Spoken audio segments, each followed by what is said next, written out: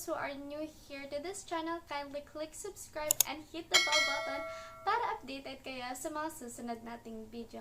And also, you can subscribe to my personal YouTube channel at Eshidal!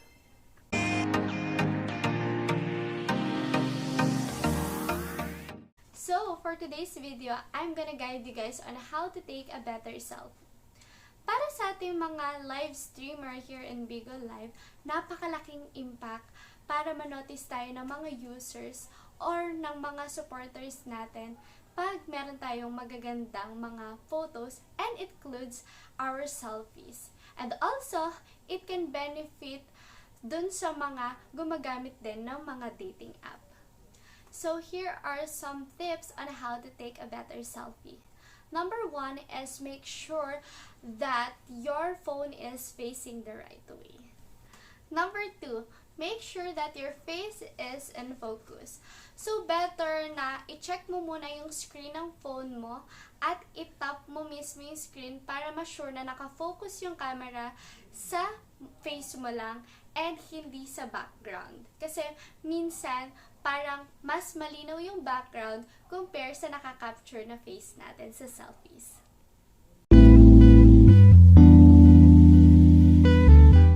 Number 3, make sure to not angle your phone too low or too high. Make sure na balance lang sa mukha mo para maiwasan natin magkaroon ng pangit na angle or mga pagbabago sa lighting. Number 4, make sure na hindi natin hinuhold yung phone natin while taking selfie ng masyadong malayo or masyadong malapit.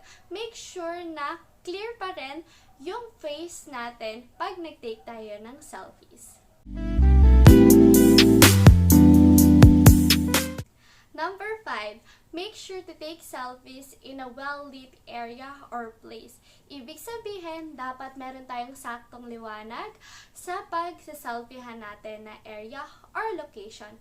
Dahil yung lighting, guys, is malaking epekto sa pagsaselfie natin. Dahil if masyadong malakas or mahina yung liwanag sa area natin, pwede tayong magkaroon ng certain shadows or pwede din magkaroon ng blurry effect sa mga pictures natin na hindi na magiging malinaw yung matitake nating selfie.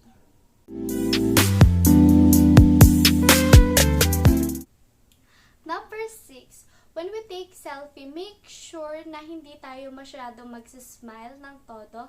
Like, sakto lang dapat yung pag-smile natin. Kasi pag sobra yung pagkaka-smile natin, hindi na magiging balance yung appear ng face natin. Kasi magiging parang mas smaller na to compare sa iba nating pictures.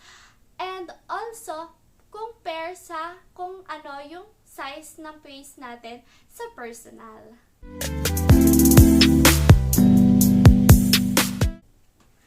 Number 7, when taking a better selfie, we can try different angles para mas mukhang natural ang outcome ng ating selfie.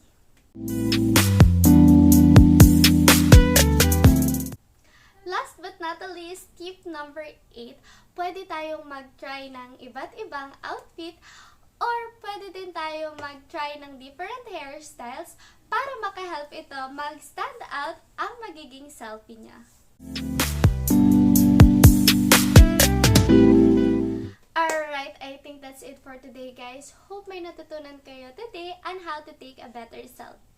Don't forget to like, share, and subscribe to this channel.